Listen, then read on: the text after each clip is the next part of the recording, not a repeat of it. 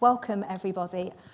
For me, as a counsellor, as a therapist, this session for me is so important because it acknowledges faith as a key part of our identity. And I hope today we're able to pull apart or pick out how we can then find solutions and how we can encourage mental health support services in workplaces to accommodate and acknowledge faith within our employees.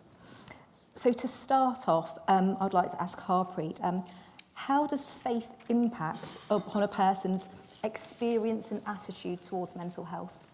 So I think when we talk about faith, it's very important to actually define it correctly. And there's many definitions you might get online between various different people. So you might find things like trust, confidence, and belief. For me, I think faith is essentially all about connection.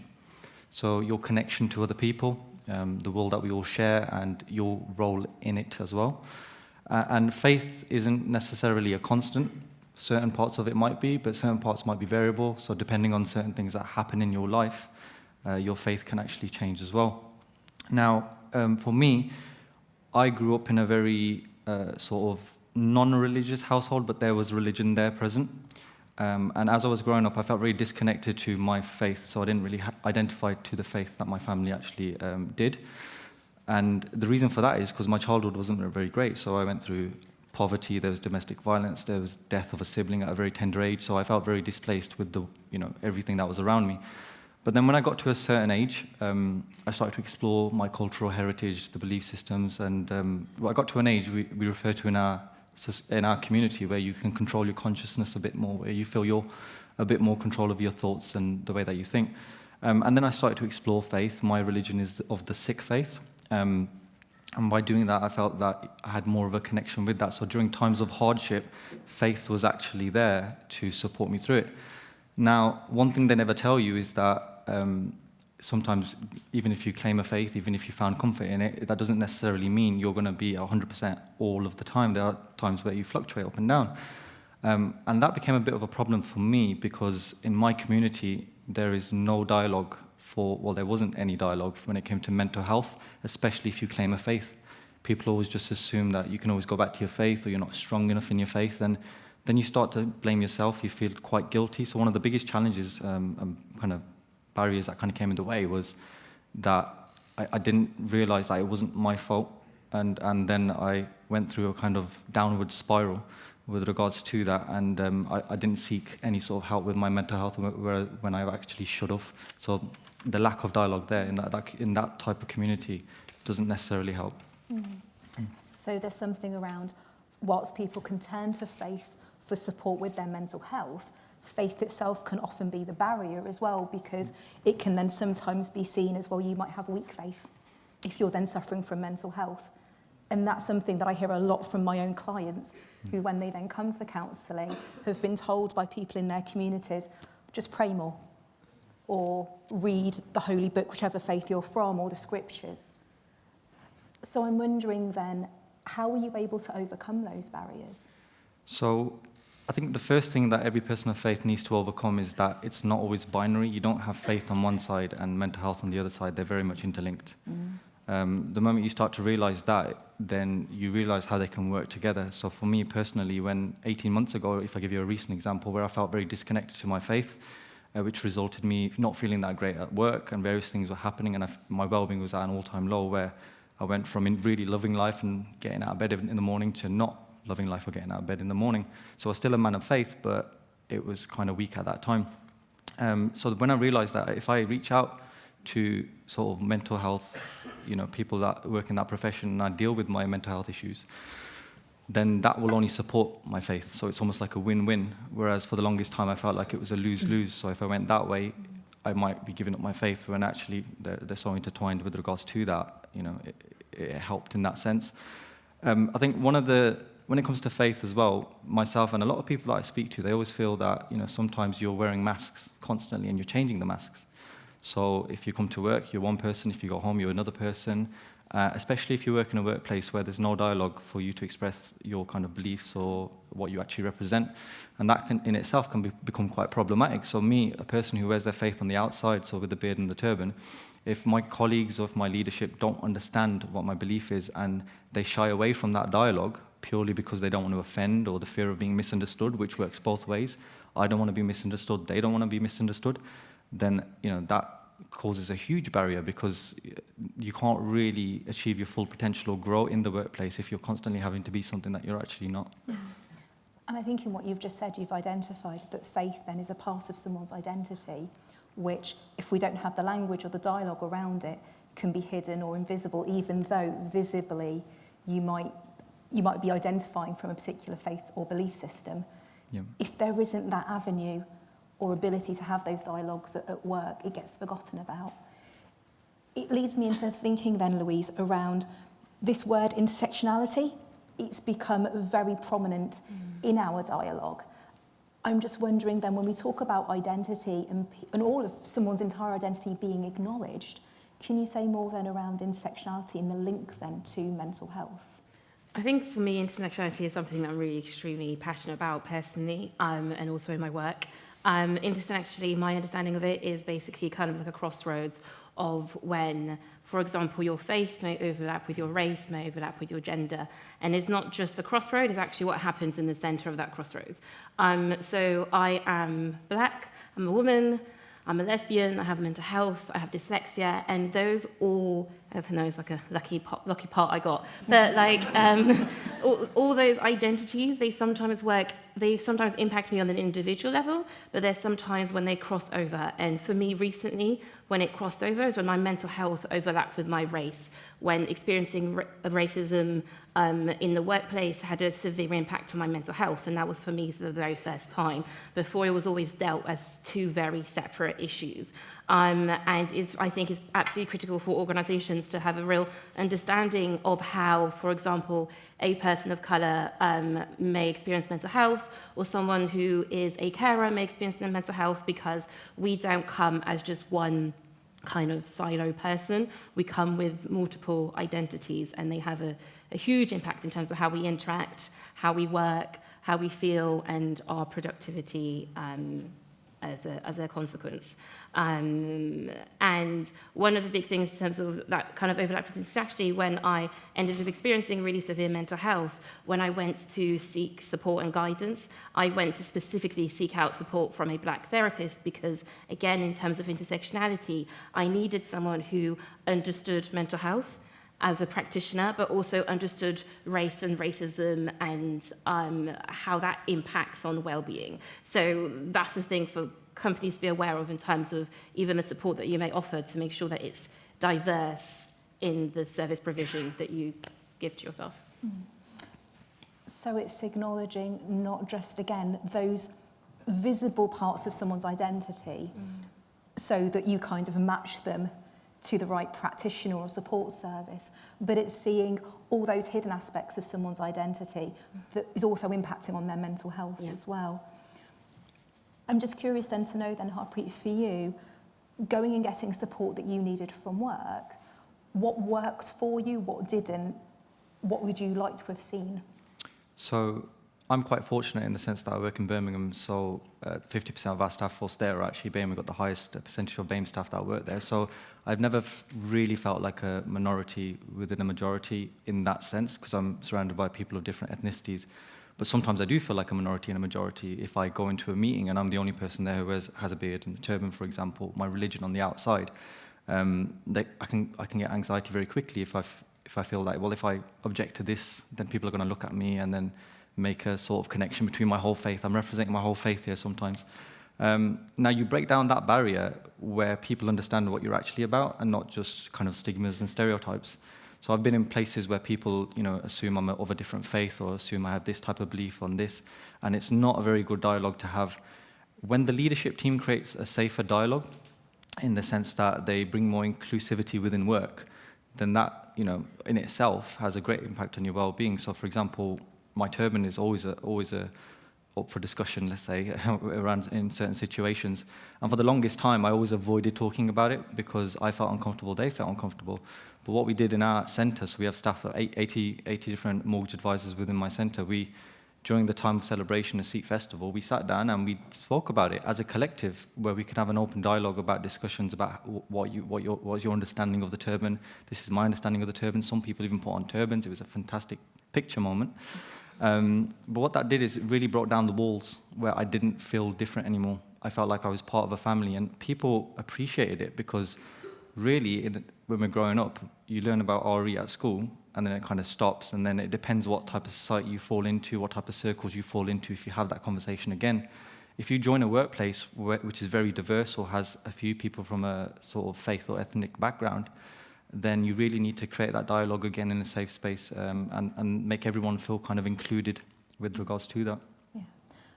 And also, as you just spoke, I'm just thinking around throughout the year, how many different faith or spiritual festivals or special days are there, celebration days, that people can use those as opportunities to then create dialogue around a particular faith or religion or spirituality.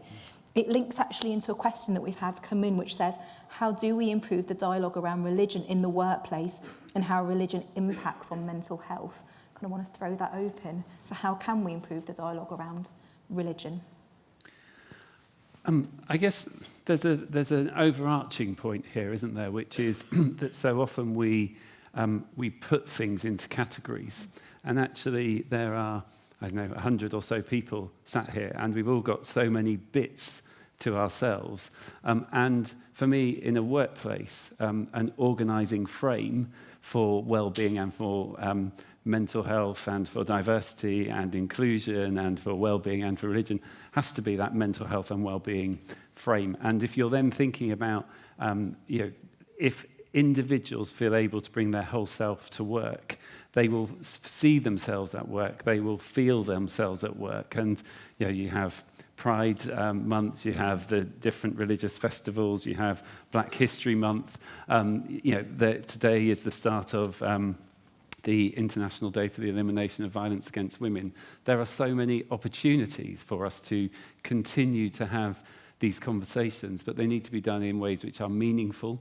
They need to be done in ways which are led by employees and staff, but not relying on employees and staff who may experience oppression or particular prejudice either in the workplace or in wider society to lead it. But there is something which is, if you think about mental health and well-being as the organising frame, then actually these conversations become much easier rather than mental health here, ethnicity here, gender here, sexuality here, religion here. So, at Mental Health First Aid England, we have a series of lunch and learns where people will either from within the organisation or external visitors will come and talk about their lived experiences. That just gives you insight. It gives you fresh insight, and it doesn't have to be, people that have won gold medals in something or people that have experienced, outrageous things. Just everyday lived experiences helps us all to learn. I guess the other thing that I would just say in terms of how do we make meaningful dialogue, the word dialogue is really important, isn't it? That actually it's the conversation, it's the willingness to ask questions, it's the willingness to talk that is important. About 20 years ago, I ran a project called Faith, Values and Sex and Relationships Education, and we took away people from the 6 major world faiths and humanists away for 5 days to talk about abortion, homosexuality, sex before marriage, HIV, and contraception. It was terrifying in the planning and the preparation. The skin was falling off my fingers. I didn't sleep. But actually, as soon as you got beyond the fact that people needed to get to a position of telling and to a position of listening, then it became a wonderful space in which it was enriching. Of course, not everybody agreed, but they did agree that everybody had to listen. And it was so. I think that's the point here. It's about dialogue. It's about conversation. It's about listening. And it's about making sure we understand rather than we make assumptions. And you say you use the phrase, I think, wearing your faith on the outside. But actually, who knows what you believe, which bits of your faith you actually will take and believe and understand and prioritise in your own life. So we can't make assumptions. Absolutely. again, it goes back to, I think we're quick to to create provisions or support systems that might address people's identity and what we visibly see.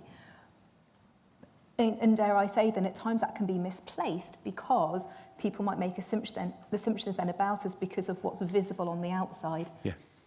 And when we spoke earlier in the month, we spoke about this thing around we want to give validity to people's lived experience. And that links back also to Harpreet's point around just because someone can be visibly identifiable as being of a particular faith, the room for projection, the room for fantasy, or the room for stereotyping that person and somebody assuming then what that person might need in terms of support.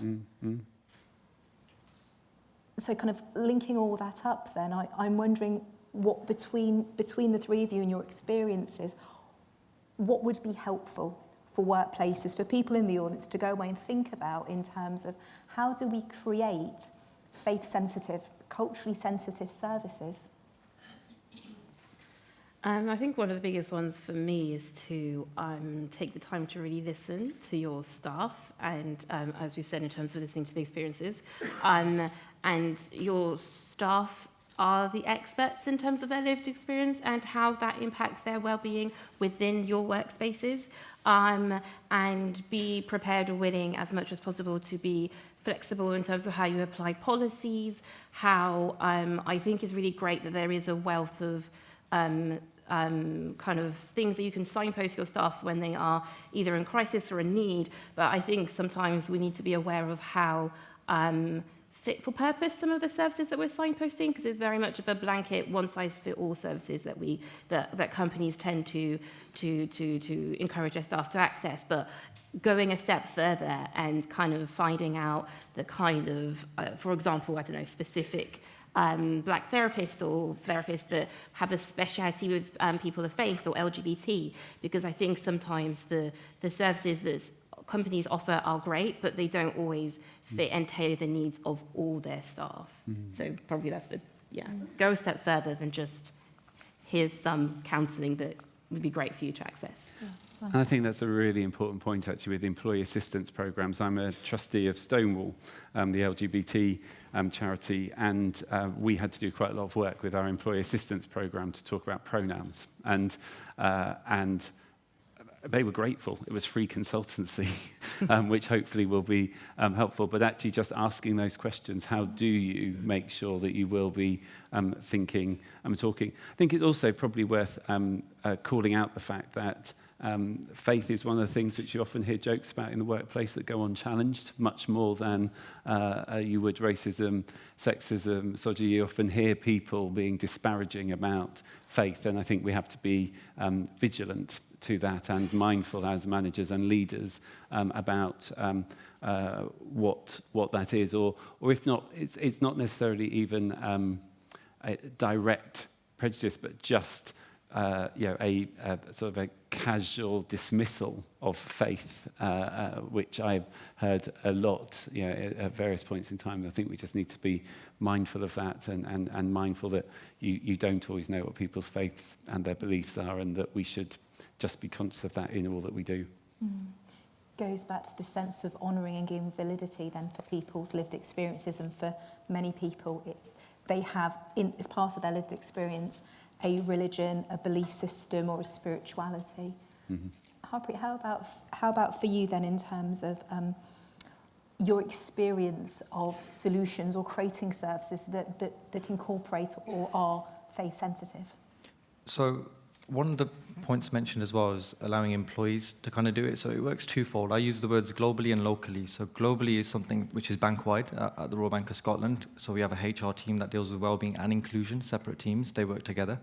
They do things which they create an inclusion calendar. So every month there's a focus on a particular thing, and we celebrate certain events together as well. How that transcends to locally, so it fizzles down with the leadership. One point that was mentioned earlier today was top floor, ground floor, because sometimes I feel that things can get lost in translation sometimes. So it's important, if you're a leader of a business, if you have a significant influence, you should really be getting involved and learning more about it and telling others about your experience. So our CFO of the bank this year fasted for Ramadan, and that was, so uplifting for all the Muslim staffs that were in there, because somebody so senior who didn't know a lot about the religion actually took part in something, and that's very powerful in itself. Moving it down to, let's say, the employees, people like myself who might be on the front line. So I always say there's two things that are really powerful.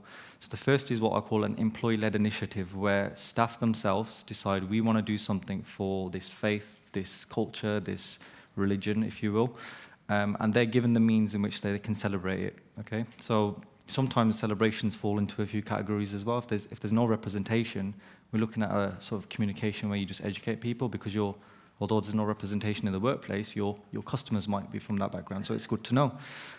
If there's a very small minority, then you should really give them the spotlight. If they want to talk about it, give them the opportunity.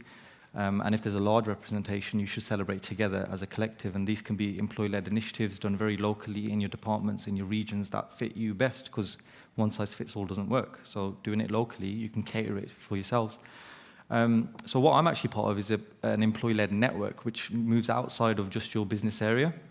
Now, you might notice that if you went to university, there are different faith networks, right? Even in public sector, in the NHS, the police, the armed forces, there's various different faith networks. But when it comes to corporation, there's almost no room for that. And I never understood why, because it was the faith networks that helped me through university. They're supportive if you, for example, fall ill. So it's important to bring that in the workplace. And what RBS has done, we created the multicultural network, which is specifically targeting BAME staff, supporting them with their career and getting more BAME allies, so people that feel that they're a bit distant from this whole BAME agenda, they can come in and provide input. And we have the 5 faith networks as well, where the networks themselves can do things. And this kind of brings on to the point that Louise was talking about. If you're talking about a mentor, and your mentor doesn't understand you as a person, or your upbringing, or the identity that you identify as, then sometimes that dialogue is not always going to work. So when you create smaller networks that are very specific to minorities of faith or ethnicity, then you can have them help each other out. And that works wonders, because then you have somebody who's more like-minded, can understand you. That's not to say that you shouldn't have people that are of different ethnicities and faiths mentoring each other. That should work as well, but we incorporate what's called a reverse mentoring as well. So it's not always just one way. It's not just the higher person on the top floor mentors the bottom floor. In actual fact, you can have somebody frontline from a completely different ethnicity journey of life, reverse mentoring maybe a CEO, a chief executive, a head, a regional director, etc. And all these things in tandem work wonders, because you're improving inclusion, you're improving well-being, and you're improving diversity, where we all feel we're part of a common cause and where we can bring ourselves to work. So we have a sort of a goal agenda called multi, M-U-L-T-I. The first 2 is me and understand. So I want to be me at work, and I want to be understood as well. And that's very key to improving people's well-being as well. So like in terms of results, it's over the last 18 months, we've seen like a 26-point increase in our survey when it came to well-being and inclusion. So we know for a fact it does work. And by creating a network, you can spread it across various different departments if you spread out across the country or world. Mm. And again, this is really good kind of takeaways for people in the audience to say, okay, one solution is then, do we have these networks which are specifically employer-led?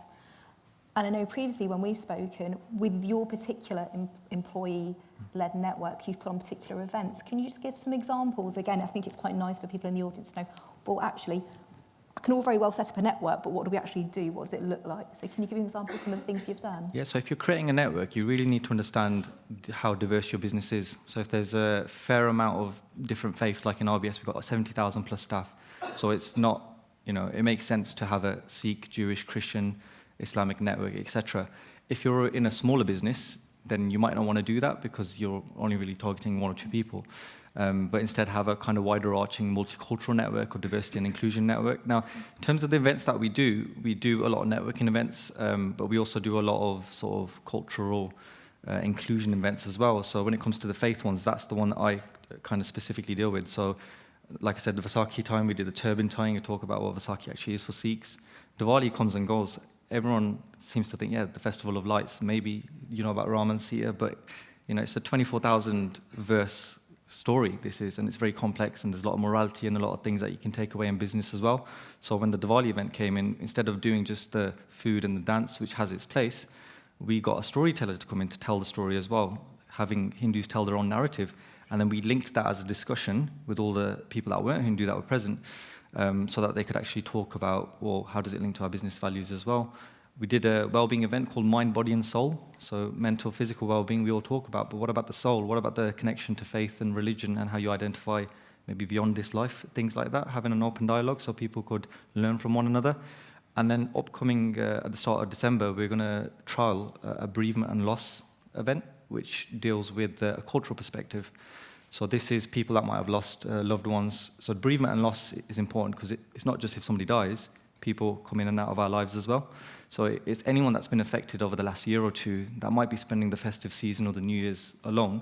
We're providing support for them to, get together, learn more about how you need support with mental health, but also your voice, your narrative about how culturally, how it affects you, because everybody goes through highs and lows in life, weddings, anniversaries, funerals, etc. But the more we talk about them culturally as well, it really helps support staff with their mental well-being as well. Yeah. Which makes me then think about, as we're thinking about workplaces and how corporations and different employers can create these spaces, I'd like to put to Louise and Simon then, how can workplaces tailor either their current mental health services or equally be more open to be more inclusive of people of faith and the relationship with their mental health? I would, one of the things I recommend is about reviewing the structures that support, because I'm a big fan of staff networks and that kind of thing, but I think in terms of the pillars, the structures that support organisations to be inclusive are absolutely critical. So things such as funding resources that are available to enable staff networks, other things going a bit deeper in terms of when not challenges arise, but in terms of relating to faith or race or diversity, in terms of the investigation processes, in terms of the policies, to make sure that they are reviewed by the people that are impacted, by the diverse pool of people that are impacted, because I think sometimes some policies and organisations, they've been around for 15, 20 odd years, and they've worked, or so you think they work, but actually, and this is me talking from someone who's then navigated my organisation policies, and I think sometimes all of a sudden the paper seems completely different to the lived experience of needing to use that policy.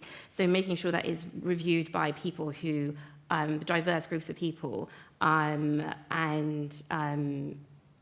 especially with the occupational health, again, that's all what I see as the behind the scenes of the support, to make sure that they are also culturally sensitive and culturally aware, so no one can have all the answers, but everyone can go find the answers if they are willing, prepared to look. I guess there's a couple of things. One is at MHF England, we had Empower Half Hour, which was something which was done for Mental Health Awareness Week, and the resources are on our website, which is about trying to get people to connect. Because I think actually this is about connectivity, and sometimes it is about particular groups, and sometimes it's about people connecting. So there's a group that do knitting, and a group that do meditation, and a group that do mindfulness, and they are people from different faiths and backgrounds that do it, and they have conversations which are wider than knitting and the meditation and the mindfulness as part of it. So just thinking about how do you help people to connect, and I think that is a really important bit. The other thing which we have done in other organisations that I've worked in is actually been really explicit in saying what's in this for people of faith. What does this address race, equity adequately? Because sometimes we use diversity and inclusion and we go, yeah, we've got a diversity and inclusion policy, but when you spell it out, when you actually ask the questions and put down the different groups, I'm not saying every policy needs to list it, but just do some stress testing. Would this work for somebody who was a Muslim faith? Would this work for somebody who was Methodist, as I grew up, but sometimes flop in and out of it when it suits me? So just by doing that, by asking those sorts of questions. But the most important bit in all of this, isn't it, is managers knowing their staff. Mm-hmm. And if managers know their staff and are willing to have conversations, then that's our best resource, because we so often, I think, sometimes look for solutions, but the solutions are in the human interactions. There's no better alternative than human interactions, removing assumptions, being willing to ask questions, accepting that we don't know most things, and asking people who are experts in their own experience, but not relying on people to do that, knowing it's your responsibility to actively look out. I guess there's just one other thing I just want to be really clear about, which is that training around mental health, and I've, in the last 20 years, done, even though I'm new to the mental health sector, I've worked in health and education, so I've done a lot of mental health awareness training. And the best training is the one which asks you to reflect on your own experience and your own lived experience, and helps you to understand what your lived experience means for how you understand the world and how you understand mental health and how you understand people's experience. So if you are doing training, whether that's mental health first aid training or whether that's other training, ensuring that it's really asking you to test yourself about what assumptions, your own beliefs. I grew up in a very, very strict Methodist family. It helps me in all sorts of ways. It also trips me up in all sorts of ways lots of the time. So just knowing and understanding what that means is really, really important. I think it's also just worth saying there's a question here, which I think links, which talks about spirituality. It's gone now, but there's a question about spirituality. The Royal Society of Psychiatrists have found a growing body of evidence that's saying that spirituality is beneficial to mental health and to recovery. So for those of you who need more science around some of this, look on the Royal Society of Psychiatrists website, Royal College of Psychiatrists, website, and it's got some information there which I think would be really helpful. Great, thank you. Yeah, the question related to kind of making a distinction between spirituality and faith.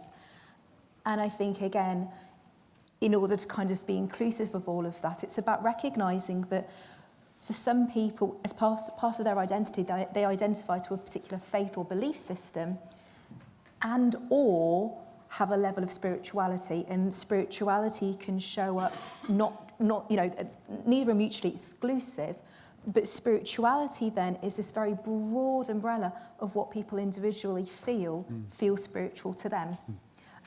So I kind of want to include that in this discussion, really, to say that whilst this discussion is around faith, I actually want to value and honour them people who identify with a spiritual practice and not just a faith or a religion, and to include all of that. I'm mindful that we've got just around 7 minutes left of this session, time flies, and some of your questions have come through. One I would like to ask, and again to any of the panellists, how do you deal with the internal conflict between two aspects of your identity, and as an example, homosexuality and faith, and so how can the workplace then help with this? I think that people will deal with it very differently because it's a very personal thing, and also is a very evolving thing in terms of how those two identities work side by side or in conflict, or so in terms of how workplaces can support, I'd be very much just in kind of like, I can't harp on more, like just listen to your staff in terms of how actually that impacts them, and really take value in the spaces that staff networks create, because that's a really valuable safe space for many people. And it's beyond just having just like, all they're asking us is like 50 quid for catering to do this for this lunchtime thing. But actually that space that they have within that hour is sometimes like critically valuable, is sometimes a huge lifeline, and is just a safe space to be around other people who are like them, and to learn and grow within their identity. So yeah, be able to facilitate kind of staff networks, and remembering it's a personal journey, and it's a one that changes over time. So it's a bit hard one to answer.